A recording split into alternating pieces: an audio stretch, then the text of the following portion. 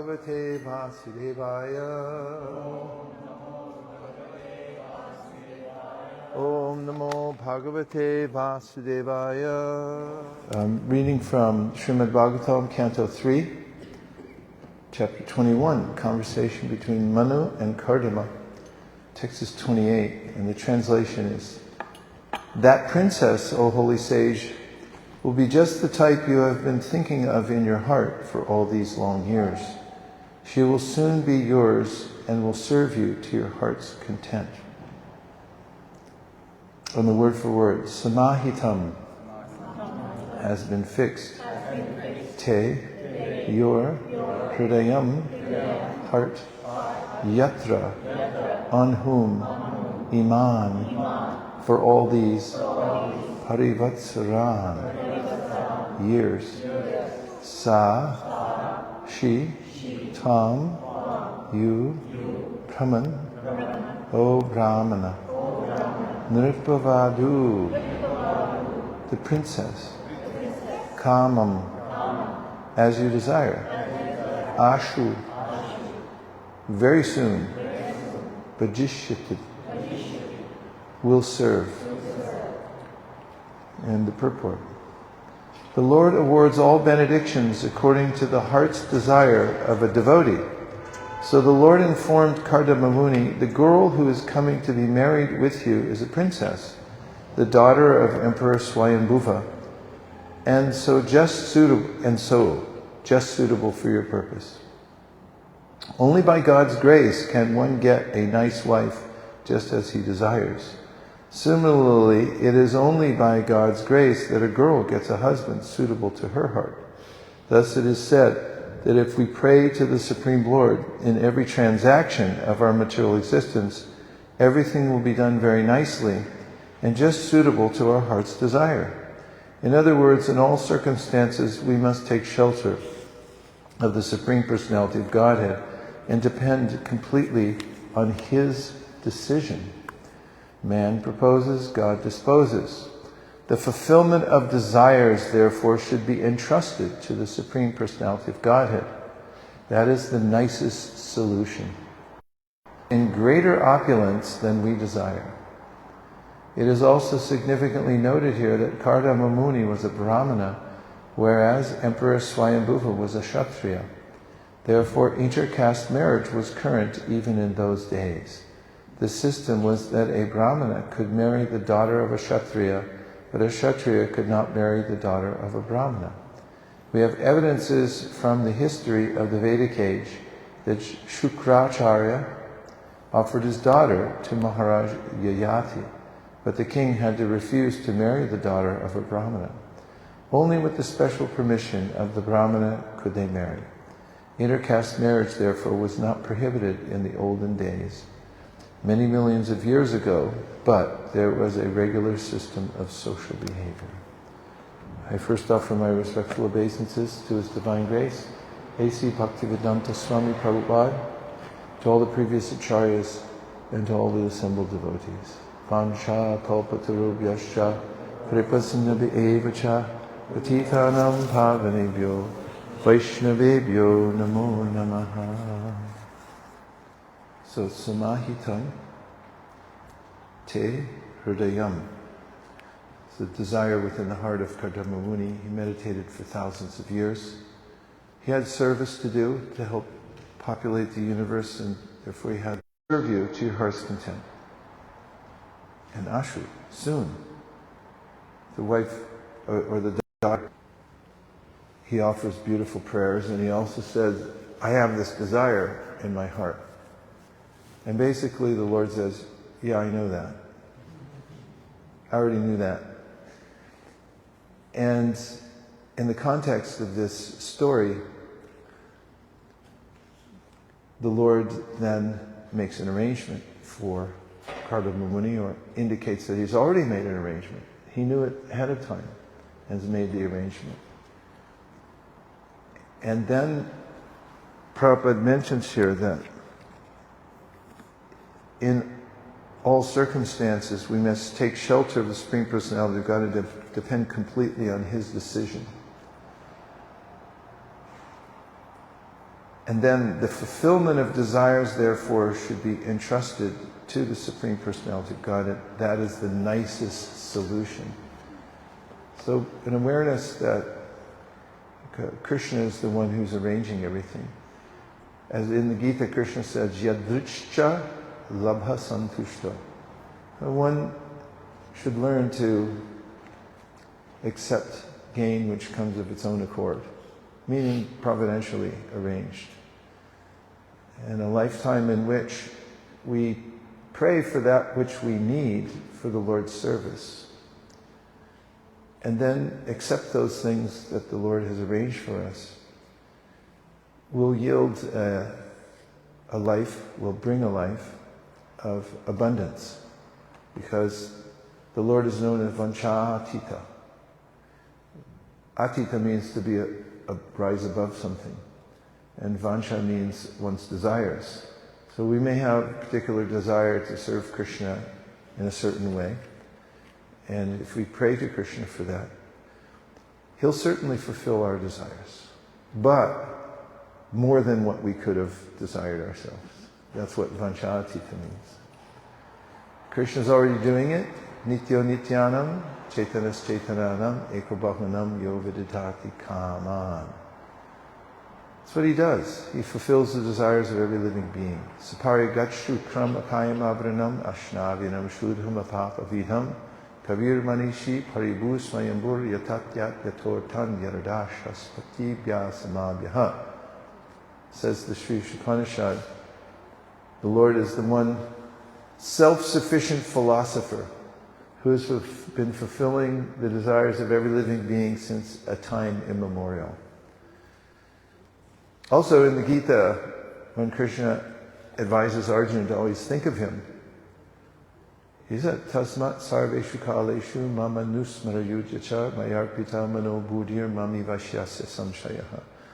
He had answered Arjuna's questions in the 8th chapter about how one might remember him at the time of death, or he's in the process of answering him. He says that whatever you remember, or if you remember me, then you'll attain me. If you remember something else, you'll attain that. Then he says, therefore, tasmat, sarveshu kaleshu, you should always remember me. He says, abhyasa yoga yuktena, you have to practice at that a lot. And then he says ways in which to meditate on them. He begins with kavim puranam manushashitaram anur aniyam samanusnaredyaha sarvasya dātānam achintya rūpam adityavarnam tamasat parastat. So the first object of meditation Krishna gives to Arjuna and to all of us is kavim. Kavim means the one who knows everything. So this is very intimate, and even for the beginner, the sadhaka, this is a meditation. We can remember Kardama Muni, that he did his austerities, he had his desire, and the Lord already knew it, and he already arranged for it. And when we remember that the first way in which Krishna says we can meditate on him is kavim, which means the one who knows everything. If he knows everything, he knows us.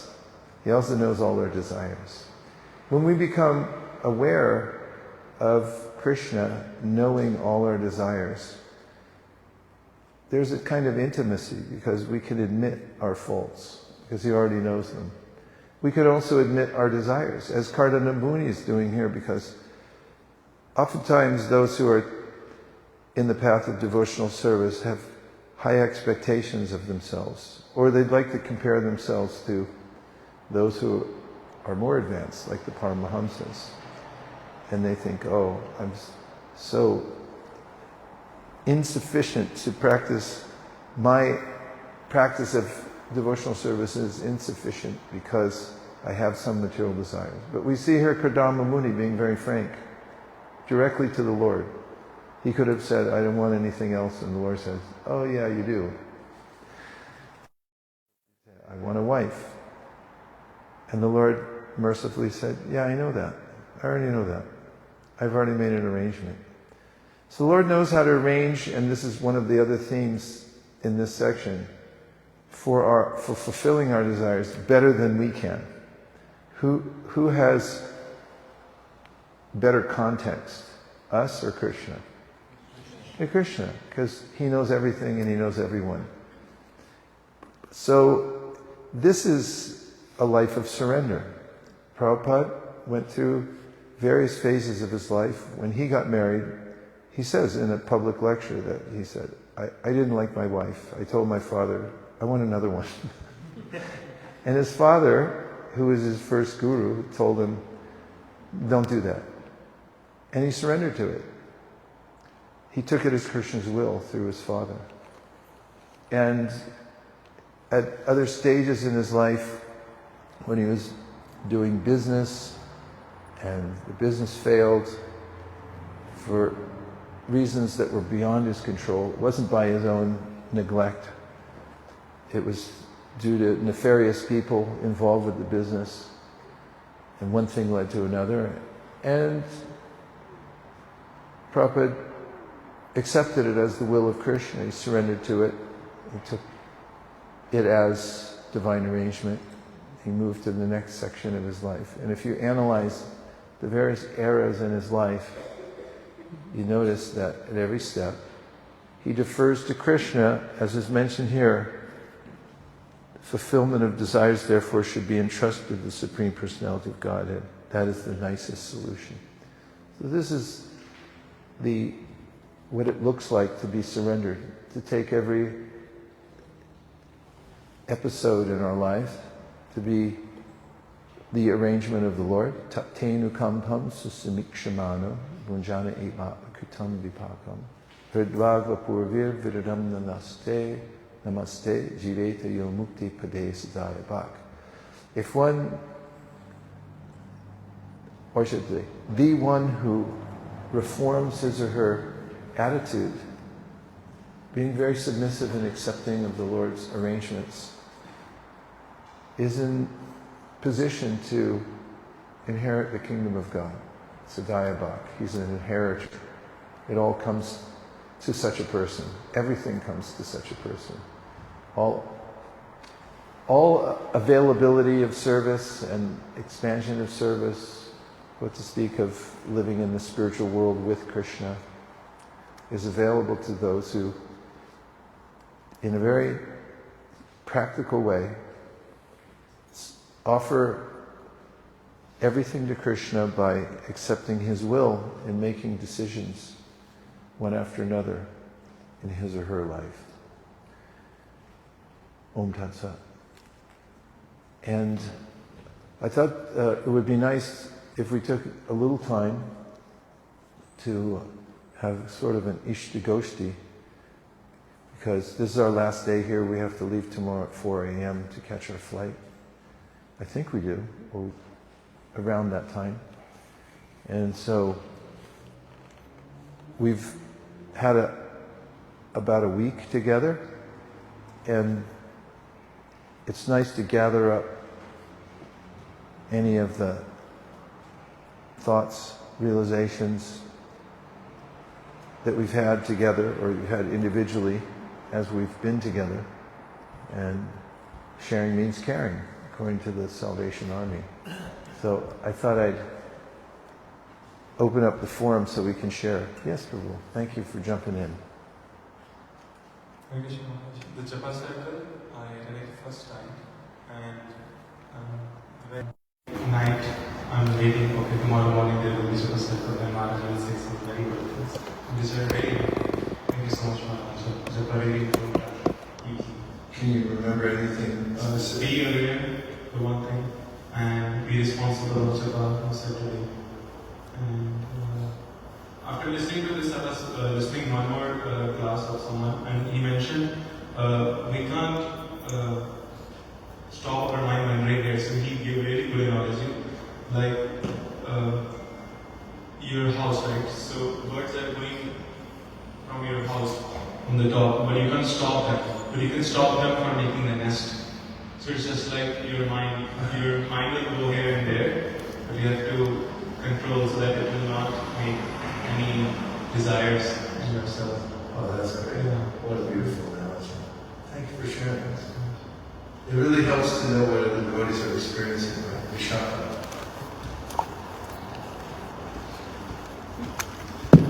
Can you hold this one too with the mic? Thank you.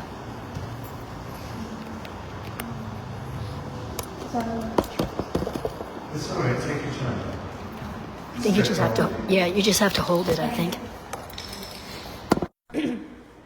I have a question from the class, but I'll ask that later. Talking about your visit, I was thinking this morning that it always happens that when a devotee like yourself or any other inspiring devotee they visit, we all become very inspired, very fired up. Fatigue doesn't exist, complacency is not at all close to us. But the moment you leave, there will be some complacency that will kick in, at least in my life. I'll just become more relaxed and more less inspired. So how can I just not be complacent when you're gone? Damayanti, look up complacent.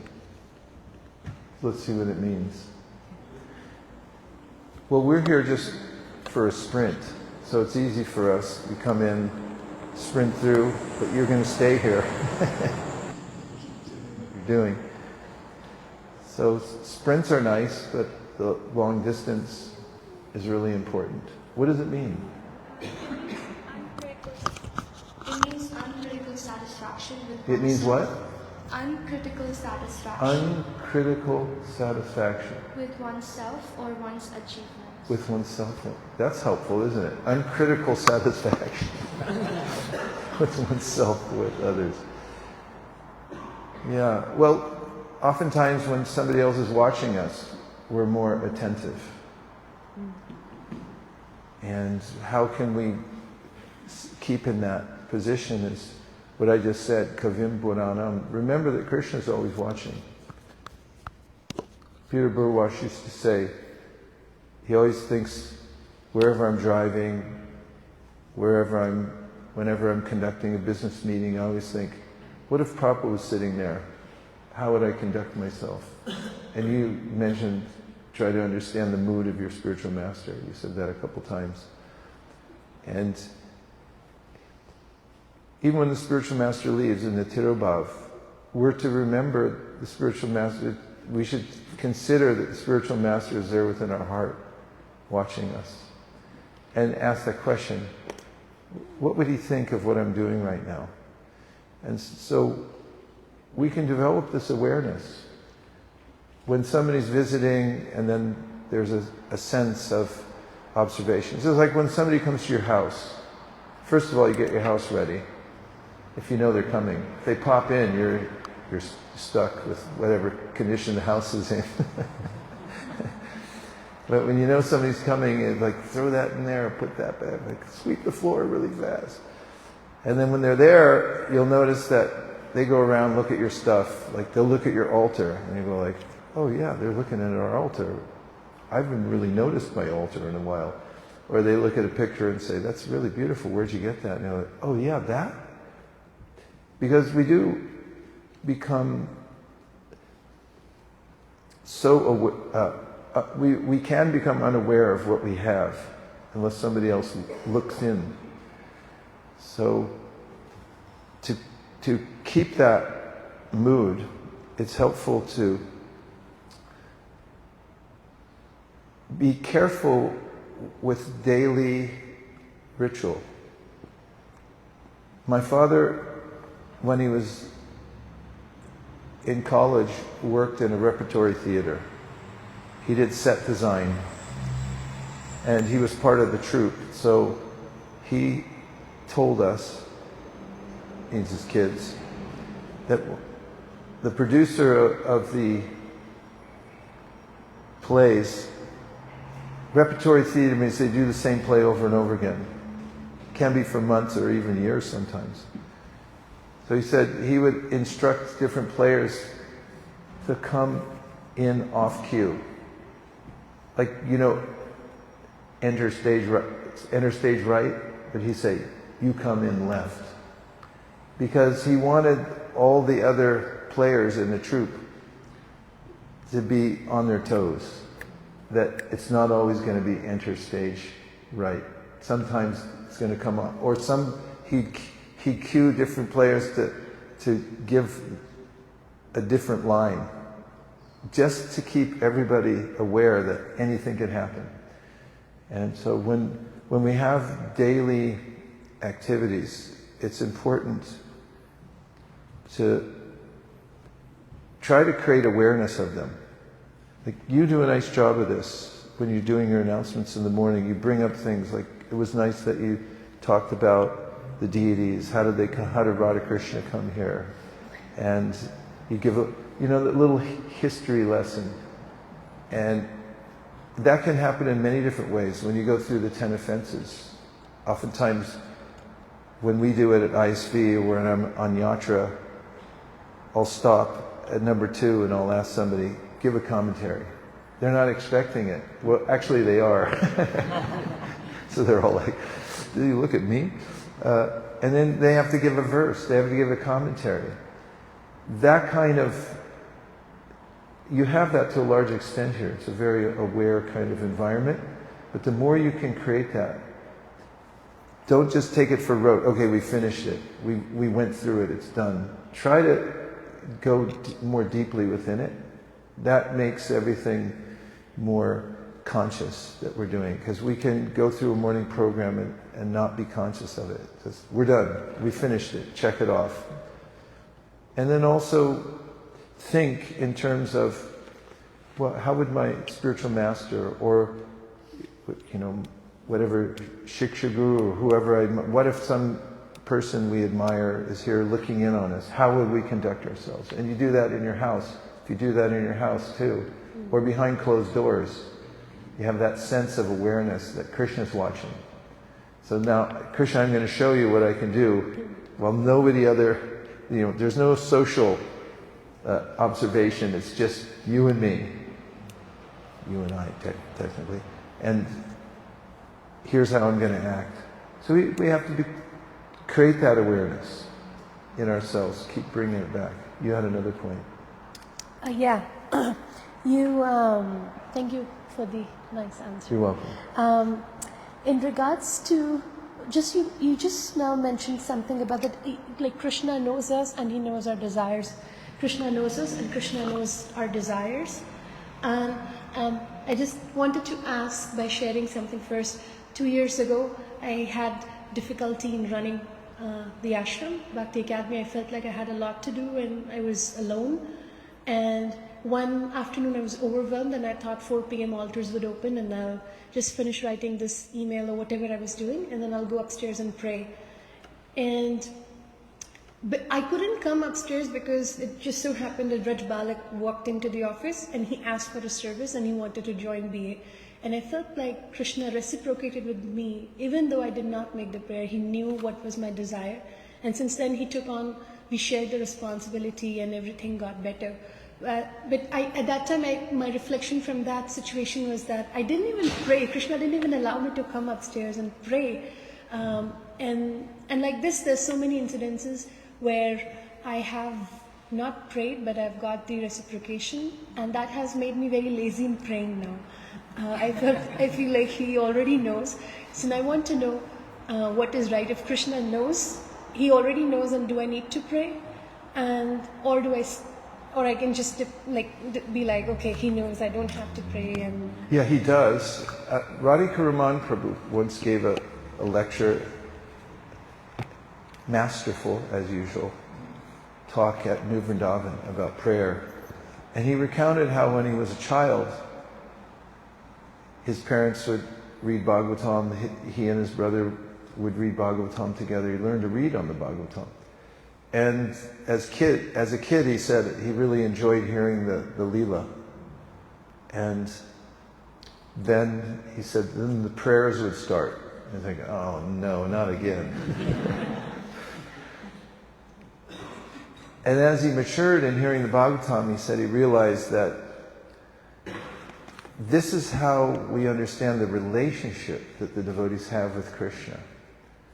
When the Nagapatnis offer their prayers, when the kings who were imprisoned by Jarasandha offer their prayers, when Rukmini offers her prayers, you can understand the relationship she has, or that the kings have, or any of the devotees who offer prayers.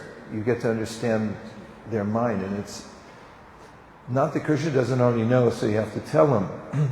But when we offer prayers, we also hear ourselves praying, and we can understand what we're thinking. Oftentimes we don't observe ourselves, nor do we observe our relationship with Krishna. But when we articulate it, then we can think, oh, I do have a relationship with Krishna. Prabhupada taught us to make prayers, especially when he was ill. Circa 1977, he gave us this template. He said, "My dear Lord Krishna, if you so desire, please help to make our spiritual master healthy again. Thank you for considering our request." And whenever I start a meeting, a boring, long meeting where you have to sit in front of a Zoom camera, we always start with a prayer to Krishna. And it makes us more aware that he's the one who can, and we're doing it for him, and he's watching us and so forth. Don't just jump right in. That helps us to remember our relationship. So yes, Krishna knows, but when we take the time to say it, then we remember, yes, I'm dependent on Krishna. Yes, Krishna knows everything, but Krishna, I'm declaring it that whatever way you decide, we're going to follow your decision, if you so desire. So it's a yoga. It's part of the process of Shravanam, Kirtanam, Vishnu Smaranam, Padasevanam, Archana Vandanam. Vandana means, express it. So it's important to know the relationship, to know our relationship, and it's noticeably more heartfelt when you say it. In fact, when you sing songs of previous acharyas and then you imbibe the mood that they have when you're singing them, then you can resonate with the same mood they had. And it resonates with our soul. So prayer is important for those reasons. Yes. Even though Krishna knows us. Jayanti. You're going to get a microphone and a little cube. And in passing them, they stay together, hopefully. Oops. Sorry, everyone at home. It doesn't stick. It just hold it in another hand. It just has to be near you, and it'll be fine. Hare Krishna, everyone, and everyone else. I just want to again thank you for coming. It's just so heartfelt and so impactful. And I think, as Vishaka says, it's the surge of energy and kind of keeping it alive. And I think with our Sangha and our services, I think we can always keep that momentum alive. So my realization, definitely for this weekend, was more being aware of who you are. And I think that's even was addressed in our meeting the other day. And staying authentic, knowing who our real self is actually paramount in building a closer relationship with Krishna. Opening our heart, especially through prayers, to help us understand where we are, which position, and kind of what level we are to deepen our own sadhana and our own sadhana faith. I remember many, many years ago when we actually had the couches at the back corner, you said, I still remember this, it was actually one of the sweetest things you said, when we face with challenges or anything, and we don't know what to do in life, we should actually place them in a small box. Or we should actually make a prayer to Krishna. And the prayer should be along the lines that, Krishna, if you so desire, if you could actually help me, I don't know what to do with this issue. And I still remember this to this day, and that was many years ago. And then the last point was just being cautious and conscious of our surroundings and kind of where we are, where our mindset is, and also where our heart is at. I know many Zoom calls when we say, what faith is actually where you place your heart. So I just want to acknowledge those points that you made throughout the weekend. I don't have any questions. Thank you, Jayanti. Hare Krishna. always nice to clap after devotees give realization. I wanted to mention that Prithu Maharaj, when he offers his prayers to the Lord, says, just as a father knows the needs of the little son and does the needful, Krishna, I'm praying to you that because you know me better than I know myself, and you know what's good for me more than I know myself, you please do whatever you like with me. You make the arrangement or put me in whatever situation you think it would help me improve my devotional service to you. That's a daring prayer to make. Often people I've heard, when they have Krishna in their house, they take away his flute because there's some superstition that if he plays his flute, then I'll be attracted to the spiritual world. I'll have to give up all my material stuff. That's not what we're into. We're into the daring act of telling Krishna that you know better than me, and I'm going to follow your decision. And when we make that declaration of Krishna in prayer, we instantly feel liberated because it's our real situation that we're fully dependent on Krishna. So why not just declare it and put it straightforwardly that you know what to do, I don't, please show me the way. Prabhu, you had a point. Or somebody has the microphone in any case. You're going to deliver it somewhere. Yes. Hare Krishna. Thank you so much, Prabhu, for your class. One realization that I had from yesterday's walk, when we stopped in front of the fire hydrant, and then you connected it to the first verse of the Vaisesika, where we talk about how the spiritual master helps the disciple extinguish, the forest fire of material existence. And then we spoke about the fire hydrant and how important it is. But many a times during fires, it may not work. And although we may have, material solutions to the material problems that we have, and as you mentioned in Prabhupada's example, it may not work. And but Krishna unexpectedly comes as rain, and then distinguishes the fire. And that was a really interesting point that I liked in terms of how sometimes when we try so many things but nothing works out, but in the end Krishna comes out in his natural form in terms of rain, or in terms of in any way he comes in our life and distinguishes that fire and the mistake that we have done or the error that we have done, and helps us out in that way. So that was something that really touched me. Yeah, the morning walks are really nice.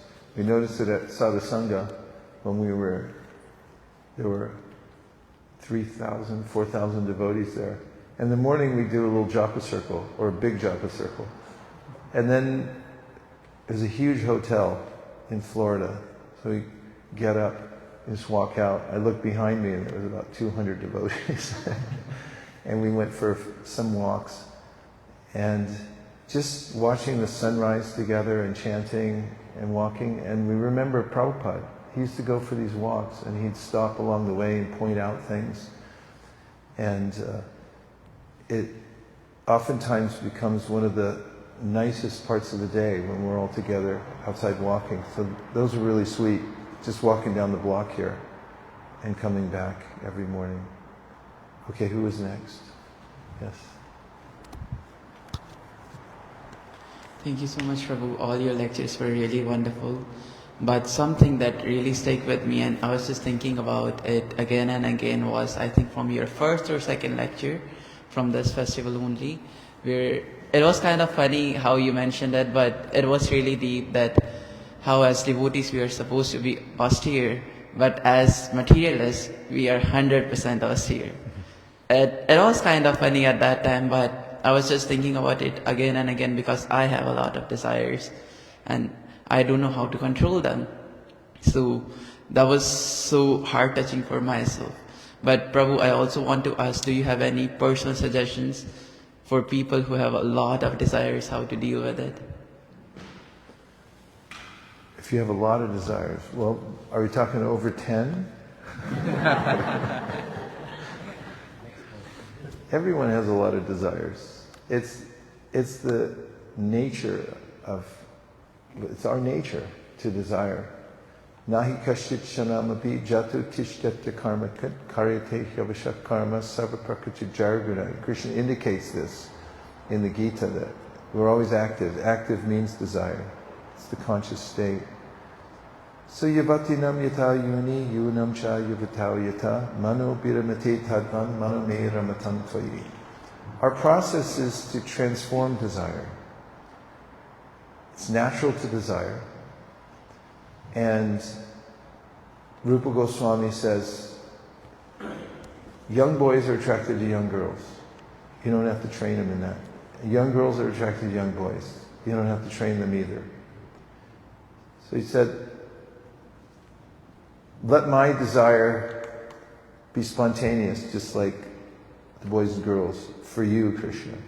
So the idea is that as we become more and more attached to our Krishna desires, that same intensity is there. The desire is pushing us, but it's pushing us to do devotional service. Yesterday, Niraku led by Anukul Seva's Grace, who drove us around yesterday so much. We went to see Dharmaprana, our godbrother and old friend. I have to say, it was one of the most enlivening experiences going there. The place was outside, people are smoking, and there's all kind of ghouls and goblins outside. And we went in, and there were a few workers in there, one or two. They were pretty friendly. One of them was a little terse with us. But anyway, somehow or other, we made it up to the 9th floor. And knocked on the door, and the door just popped open because there's a remote control that he has to open the door, because he's in a wheelchair. So we went in, and there's Dharmaprana, the one we know who's been coming for 45 years to Mangalarti, even though only half his body works. And he's like, "Hello!" And while we were there, we did so many devotional things. We had a kirtan, and one of the things was that he wanted us to look together at pictures of Shri Radhika Chirchor Gopinath and Gaurnitai and Jagannath Baladev Subhadra. So he had all these picture albums in there. He had Nirkula go get them out of the cupboard. And we're going through one after another. And I was just remembering standing with Dharmaprana for greeting of the deities. And he'd always nudge me. And he'd go, "Crown, crown." Necklace, necklace. And I go, yeah, okay, necklace. And when we were looking at pictures yesterday, I was thinking, this is nectar. Looking at Radhakirchor Gopinath and relishing. And it's the kind of thing materialists do. They'll look at mundane pictures and they'll think, oh, look at, this is this, that is that. Whatever it is, we won't say. But it's the same thing. The more desires, the better, as long as they're connected to Krishna.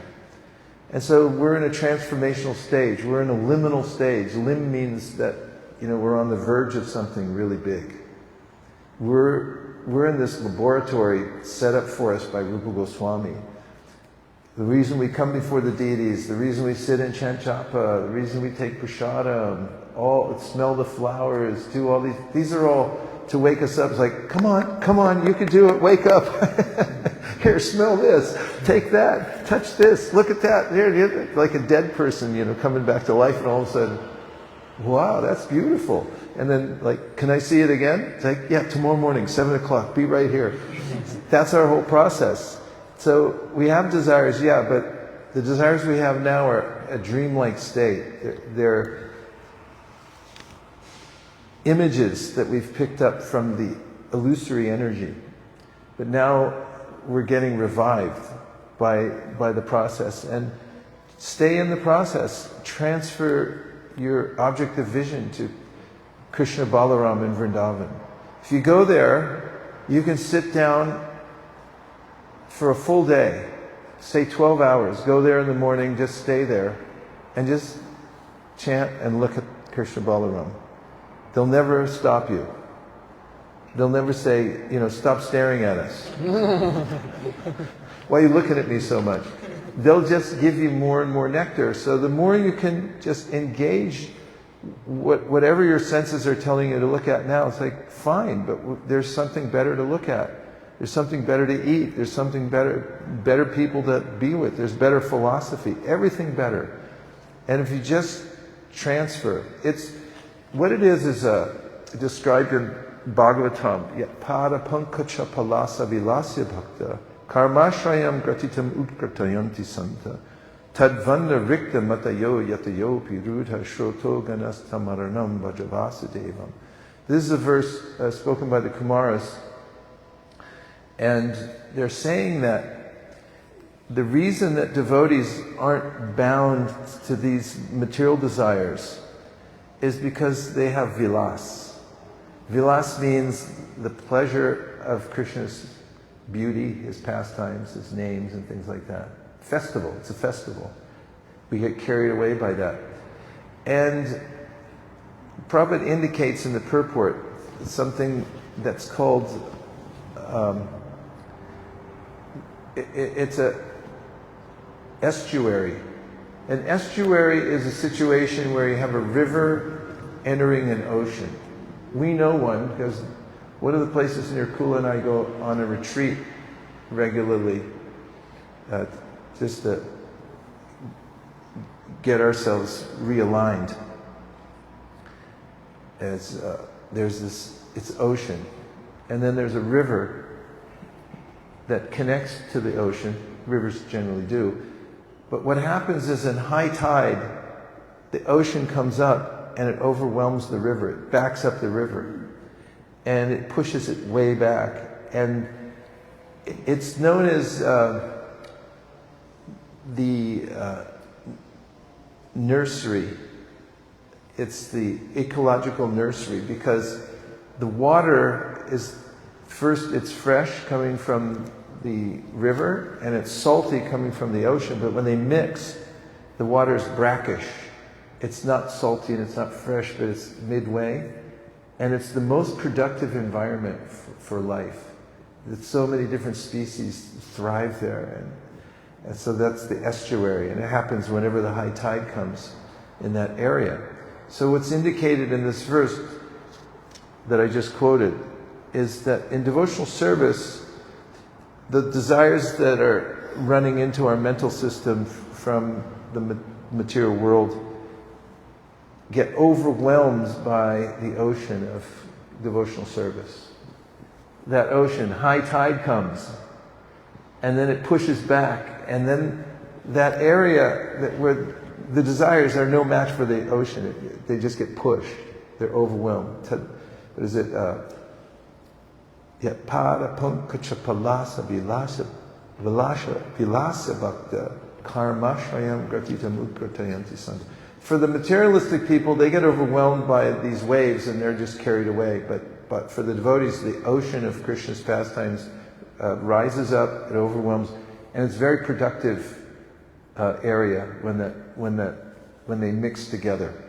So that's our philosophy, is to overwhelm the senses with devotional practice. That's why we're so sensual. This is the most sensual environment you'll find in Toronto. People try to imitate it. You look around, they have little shops and they try to make it nice. It's never going to come anywhere close to a Janmashtami, where you walk in and everyone's, here, take some oil and there's incense going and flowers and decorations and balloons. I mean, people try to do that, but they can't match it. They can never match the opulence of Krishna. So that's what we're going for, is the vilas. And once you get the vilas, then even neophytes, they get overwhelmed by it. It's like, they go back to their friends, they go, "You want a cigarette?" It's like, "No, I don't think so." They just don't want it anymore. Vishaya vinivartante, nirahara sadehina rasa varjam rasopyasya param drishan vivartate. We have time for a couple more. 1, 2, 3. Hare Krishna Maharaj. So in this verse is mentioned like whatever we desire, God has a plan for it. So how will we know like if something is going wrong? Is it because of our... How will we know if something's going what? Wrong. I mean like whatever the expected results are not coming. That means is it because of our inefficiency or is it God plan? how can we draw that line? How we will know? If you are able to provide in the context, for example, like as you mentioned, Śrīla Prabhupāda, he's open about his family life, and like he considered his father words when it's come to his marriage life. So if I am in the same position where like my family is looking for some matches where they are not devotees, so do I need to respect their decision, or do I need... Actually, keep the question simple. Okay. You're asking a good question, but keep it simple. What you're really asking is, how do you know if it's Krishna's plan or if you're doing something wrong? Okay, Right? I will finish that. Finish that. So that you may not know immediately.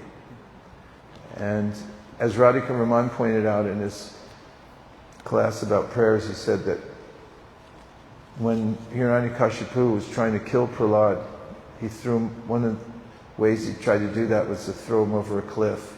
He said Krishna caught him at the bottom, not at the top.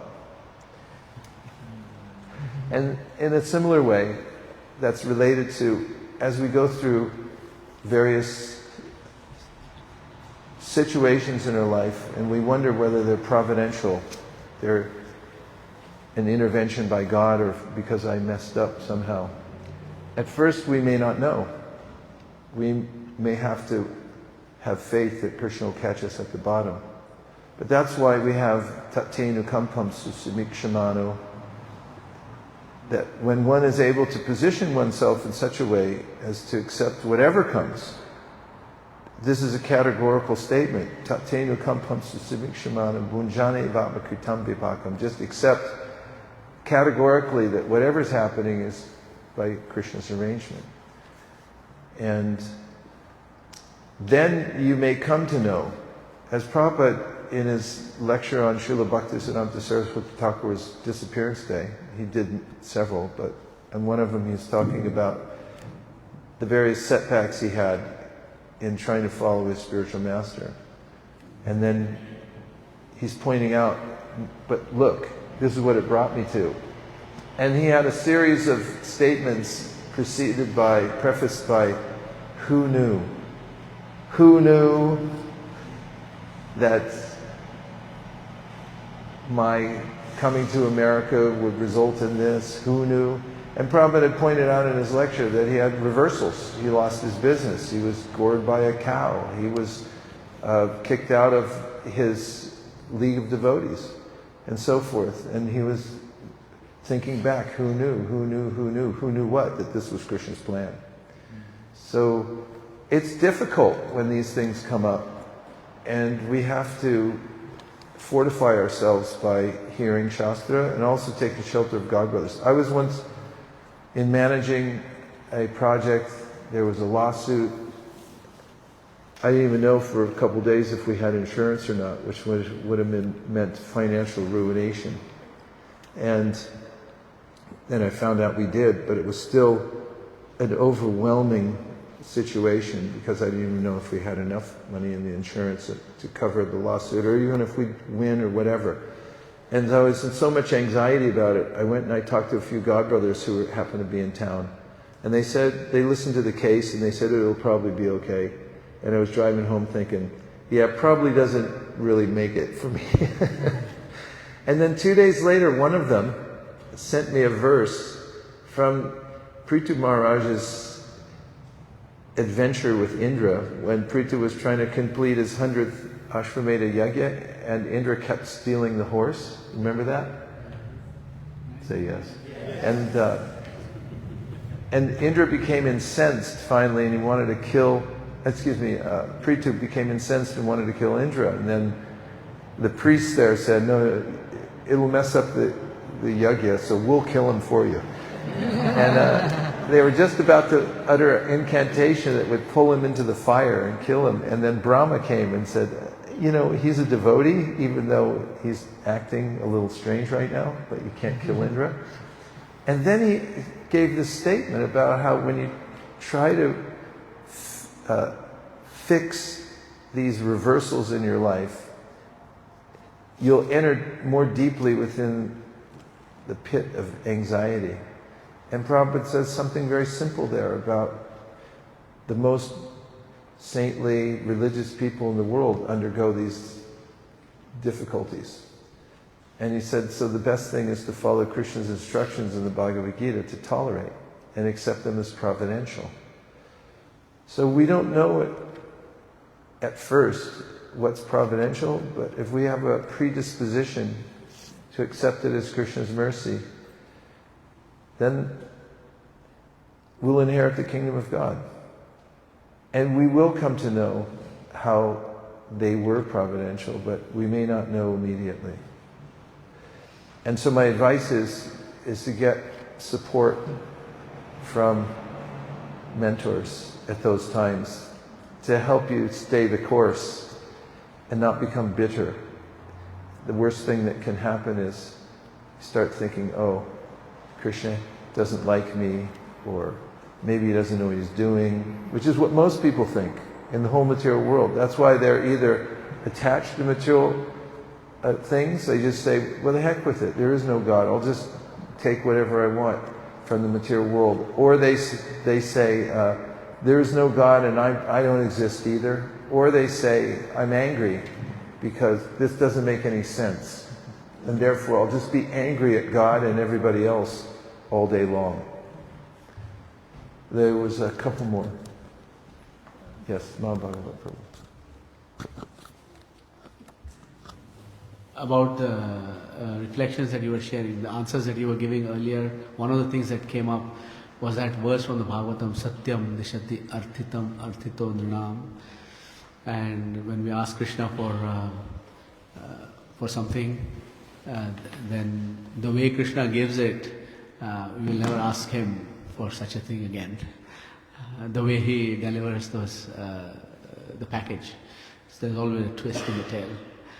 And that was the reflection that I was having. And the other thing that I was observing was over the last several days when you gave these Bhagavatam classes, how you took us through different parts of the Bhagavatam, including the 10th canto and the 3rd canto, first canto, like different cantos, and how you just constructed this beautiful journey for us.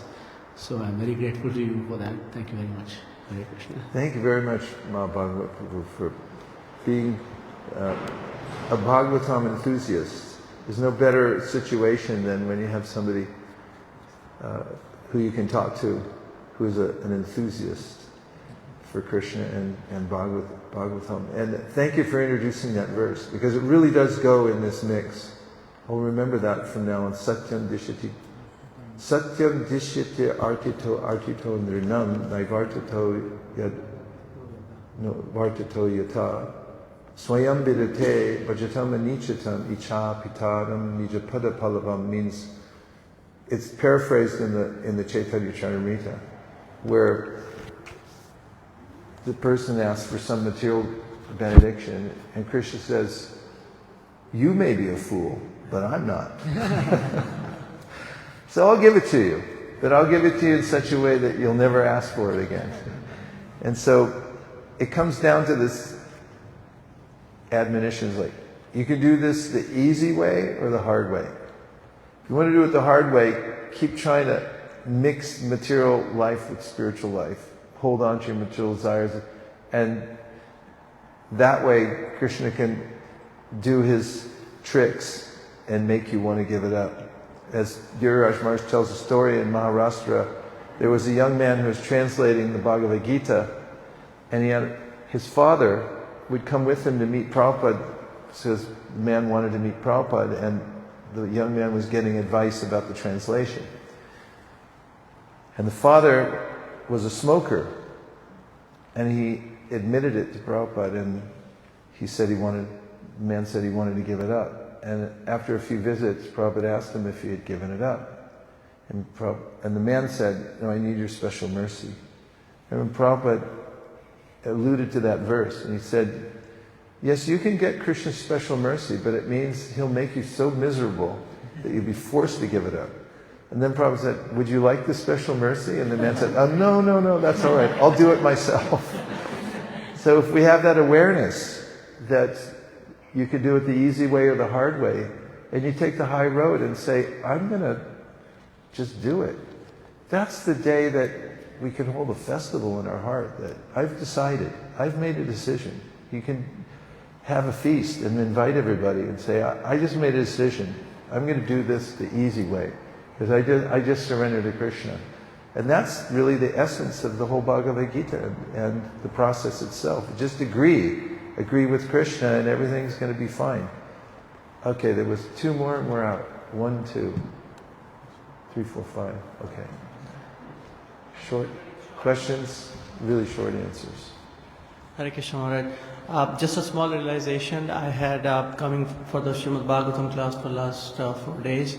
Srimad Bhagavatam is a transcendental literature, we all know that. When we hear it from a pure devotee, especially in Srimad Bhagavatam, it says, Satam prasanga mama virya samvido bhavanti hritikarna rasayana katha. So you get more pleasure when you hear from a pure devotee, because Krishna speaks from the heart and mind of a pure devotee. I have a very quick question, if you would like to answer.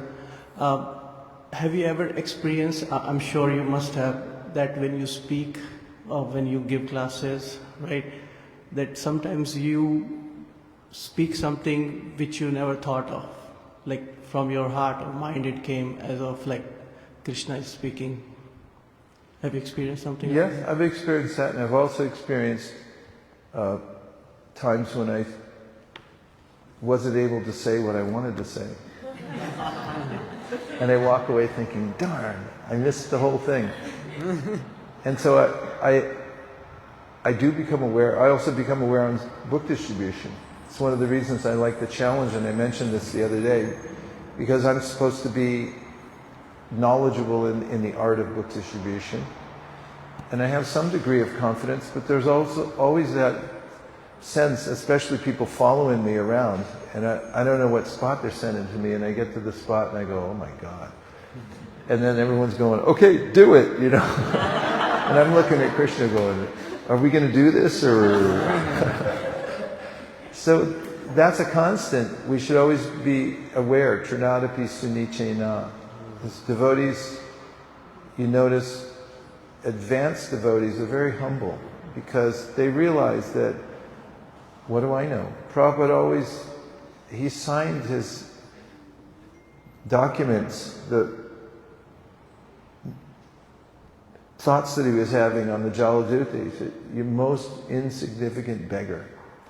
So we want to keep ourselves in that state all the time. We don't know if Krishna is going to give us something or not. The moment I think, yeah, I got this, that's the moment that vibration starts to become like lead and not effective. Thank you, Prabhu.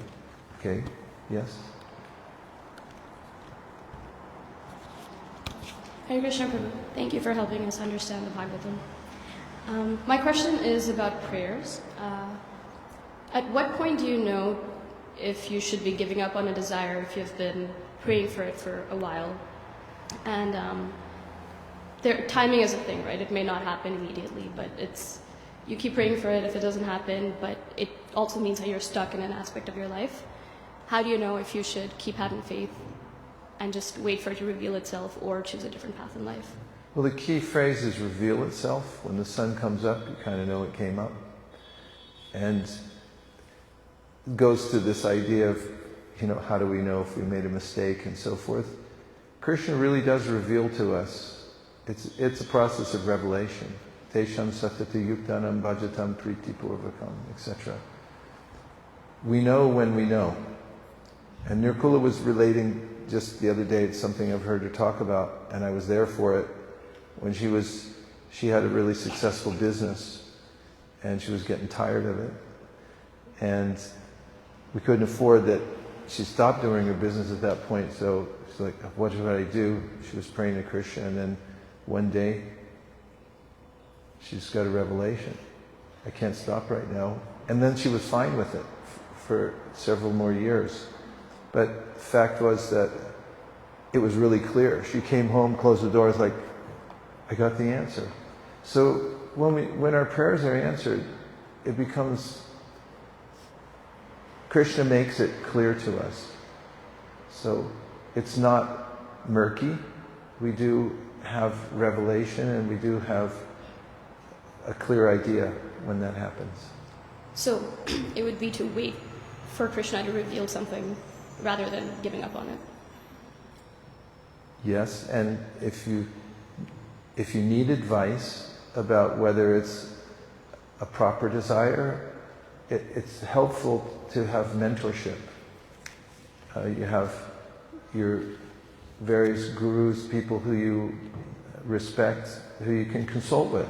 And oftentimes that helps to reveal it as well, because taking advice from those who are more advanced than us can often give us that same kind of revelation, and that's also one of the ways Krishna speaks to us. Hare Krishna, thank you. Hare Krishna, you're welcome. Hare Krishna Maharaj, please accept my humble obeisances. Maharaj, my question is, you spoke about coming back to 100% objectivity when responding. Coming to 100% of what? 100% objective, being 100% objective. If you're comfortable sharing, what are some of the things that you do to come to 100% objective state? 100% objective state? Well, hearing and chanting. I know when I hear the Bhagavatam, for instance, this will be our 25th year going to Kartik at Govardhan Hill. And what we do there is we spend 5 hours a day hearing Bhagavatam. So we try to finish a whole canto usually. And I've seen it in others who stay the course and stay there for the whole thing. What was it like? Life-changing. And once when we were reading 4th canto, there was a brahmachari there. He was there with his spiritual master. And I heard them talking in the hallway on a break. And the brahmachari was saying to his spiritual master, he was saying, "What was I thinking?" In other words, what was I thinking before I came in here? And now what am I thinking? After having heard the Bhagavatam. And I always feel like that too. Whenever I hear and chant, and I look at the world, then I objectify it, and I see it through śāstra. And that happened to me when I first read the Bhagavad Gita. I remember it very clearly that I had been reading the Bhagavad Gita every day when I was in high school. And about the 3 modes of material nature, that became real to me. Everywhere I went, it was like I had the glasses that had the little meters in them inside, and I'd look at something and we'd go, passion, then ignorance, and then, oh, that was a little of goodness, it just barely touched it. And I was seeing everything objectively through the Bhagavad Gita. It happened immediately when I read the book. And it happens every time and pretty much constantly in the association of devotees and in the continuation of the hearing and chanting. Vasudevi Bhagavati Bhakti Yoga Prayojita. Look at things, and whatever the mind, even if there's a residual thing where the senses are attracted to something, then the intelligence is there to go like, okay, let's deconstruct this, shall we? It's like, what is that made of? You go like, oh yeah, okay, thanks, appreciate that intelligence. And that all comes from the process of devotional service. Evam buddhi param buddva samsta vyatmanam jahi shatra mahabaho kamarupatarasadam. Krishna says, do it this way, overcome lust by rising to the level of intelligence based on the śāstra, and that way you can deconstruct everything and you'll just see it for its parts rather than thinking that it's something desirable. You look at it and go like, yeah, that's part of the material nature. I'll leave that category to do its thing and I'll stay in my lane here, which is a jiva soul. I think we have time for just one last one.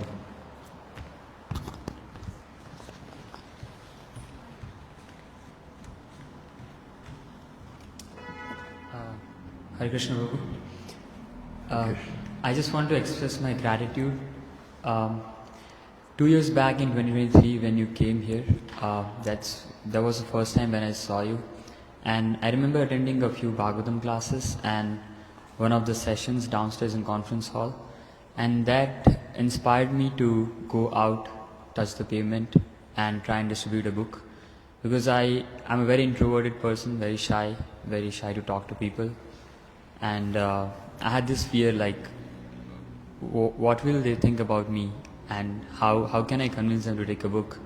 But after attending that, I had that courage to go out and try this service. And after doing that, going out distributing books is one of my favorite service. I really like doing it. And during that visit only, you also shared something like live like a lotus. I still remember that. You said tattoo it on your hand.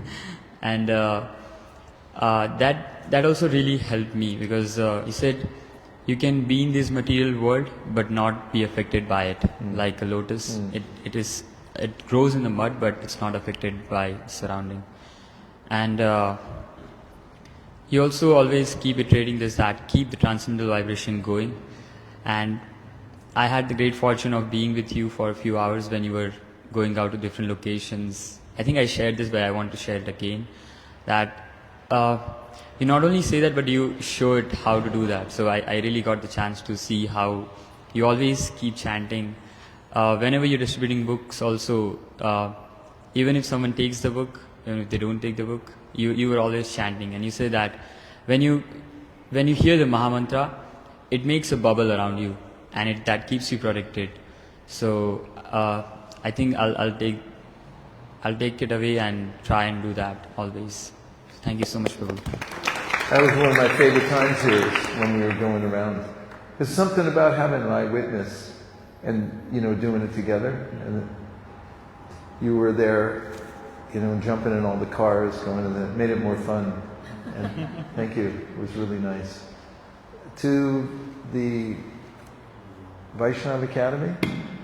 Bhakti Academy members, I would say, in general, this is working. It's a really good idea. It's bringing life to the Krishna consciousness movement. To all of those who have enrolled in the Academy, extraordinarily well done.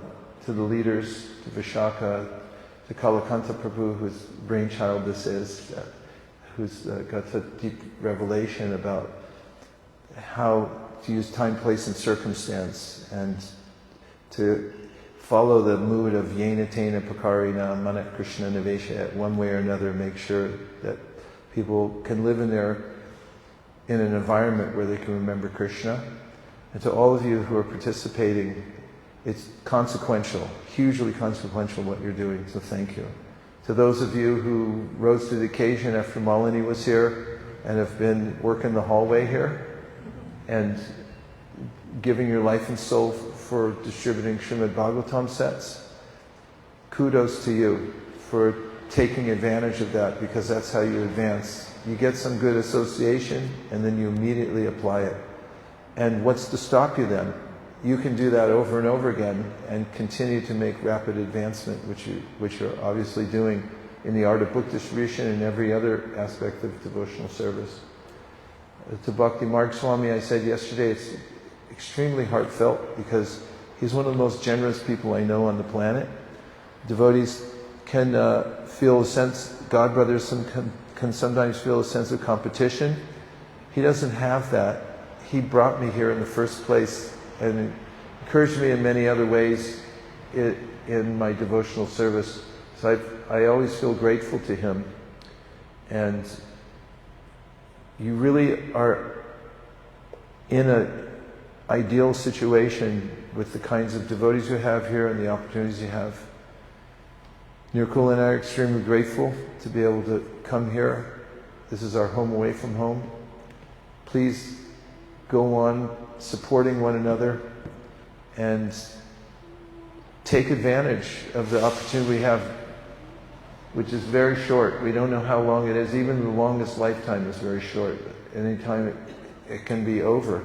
So leave it all on the field. Do everything you possibly can while you can, and make advancement of devotional service. There's nothing to see in Toronto other than those things related to Krishna. Dear Śrīla Prabhupada, dear Śrī Chaitanya Mahaprabhu, Shri Shri Panchatattva, Shri Shri Gaurnitai, Shri Shri Radha Kirchor Gopinath, Shri Jagannath Baladev Subhadra, if you so desire, please bless the Bhakti Academy, please bless ISKCON Toronto, ISKCON Brampton, ISKCON Mississauga, ISKCON Scarborough, ISKCON Milton. This is like Vishnu Sahasranam. ISKCON Somerville, ISKCON Barrie, Sudbury,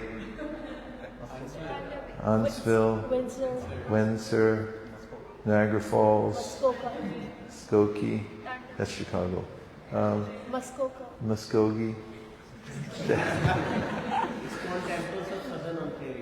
and ISKCON Temples of Southern Ontario. That they may, thank you, we needed an accountant on this one. Please bless all the devotees to work in harmony under Prabhupada's plan and under the leadership, so that we can bring more and more people to Krishna consciousness, and that all of us can meet again in the spiritual world and continue dancing in the Artik. Thank you for considering our request. Om Tat Sat. Everyone agrees with this prayer in whole or in part, please unmute and say Hare Krishna. Hare Krishna! From our hearts, thank you very much. You've all gone out of your way, out of your way to take care of us, not least of which is Shamahini, who's constantly working at one thing or another with a smile on her face. Thank you, Shamahini, for arranging this. We wouldn't be here if it wasn't for her. Her painstaking scheduling, planning, and even very gentle cajoling to get us to come. Thank you very much. Vañśakalptaruscha kripa sindhubhyo vaisesika dasa bhavanebhyo vaishnavebhyo namo namah.